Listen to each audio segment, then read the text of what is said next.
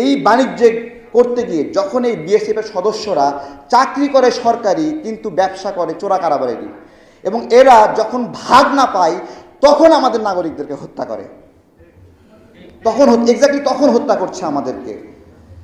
তো আমরা চুপ করে আছি, সহ্য করছি। হিসাব করে 16 বছরে 1100 মানুষ রেমিটেন্স সোর্স। ওবায়দুল কাদের সাহেব খাইবেননি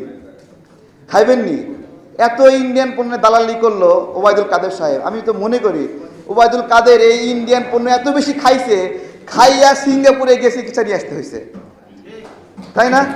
আমি কই ওবায়দুল কাদের সাহেব, আপনি তো ওই শিয়ালের মতো নিজে রোগাক্রান্ত হয়েছেন ইন্ডিয়ান পণ্য খাইয়া। শিয়ালের লেজ কাটা গেছে, এখন বলতেছে এই লেজটা খুব বিরক্তিকর, তোমরা সবাই লেজ কেটে ফেলে দাও। ঠিক আছে, এখন ইন্ডিয়ার সঙ্গে তারা বাণিজ্য জড়িত। ওই যে নিউজ হয়েছে গতকাল, পচা রুটি, পচা ভাত, কাঠের গুঁড়া এইটা দিয়ে বানাচ্ছে।